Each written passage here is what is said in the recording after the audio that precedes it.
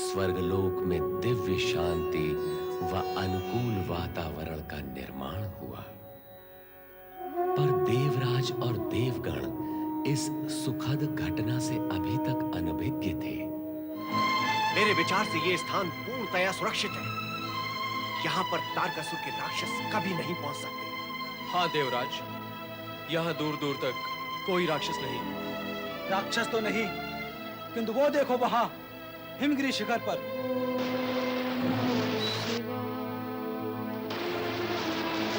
हिमालय पुत्री पार्वती उग्र तपस्या में लीन है तो पर देवराज, हमने स्वयं अपनी आंखों से देखा है कि सप्तऋषि और देवी अरुंधति पार्वती के पास गए थे और उनसे इस कठोर तप को त्यागने का अनुरोध भी किया था, परंतु पार्वती ने तो उनका अनुरोध स्वीकार ही नहीं किया। उनका तप तो और भी कठोर होता जा रहा है। विधाता ही जाने इसका क्या प्रभाव होगा। मेरी बुद्धि निर्णय नहीं ले पा रही है कि ये जो कुछ भी घटित हो रहा है, ये हमारे पक्ष में होगा अथवा विपक्ष में। अर्थात क्या वरुण देव?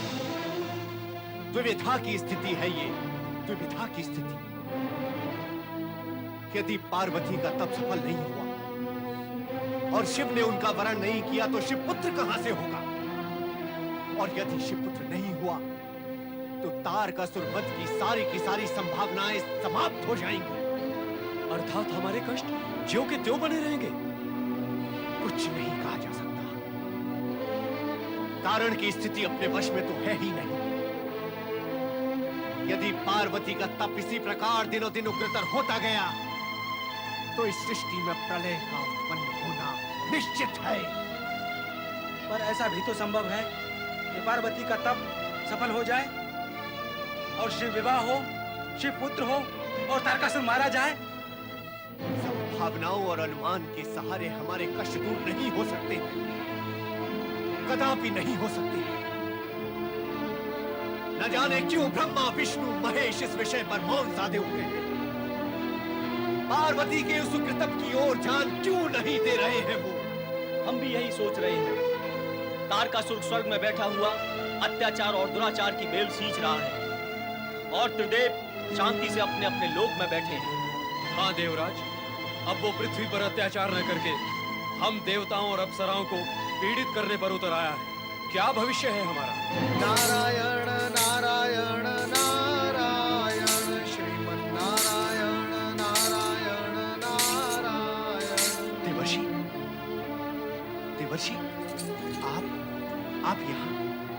देवराज, नारद के लिए समय और स्थान कभी निश्चित नहीं होते, किंतु आप सभी मुझे देखकर आश्चर्यचकित क्यों हैं?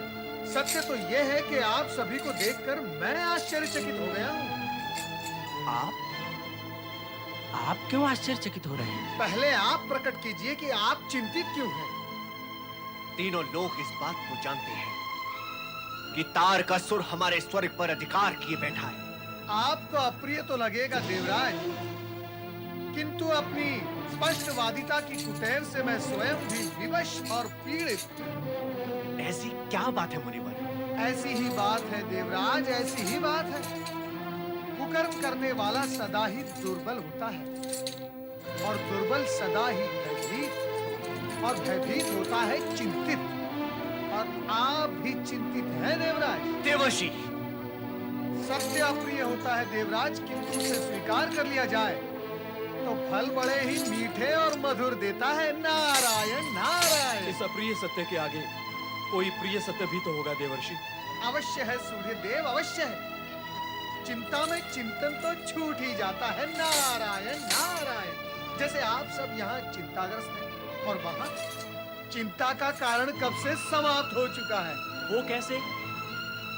हिमकन्या पार्वती के कठोर तप के पुण्य प्रभाव से वो दुष्ट अत्याचारी तारकासुर स्वर्ग से कब का पलायन कर चुका है।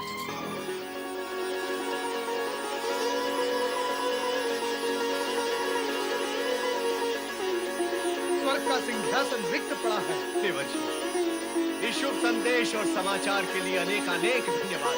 देवराज, ये धन्यवाद प्राप्त करने के लिए तो मैं स्वर्गलोक भी पहुंच सकता हूँ, किंतु इस समय आप शीघ्र वहां पहुंचिए। नारायण नारायण। जगन्हार ब्रह्मा जी की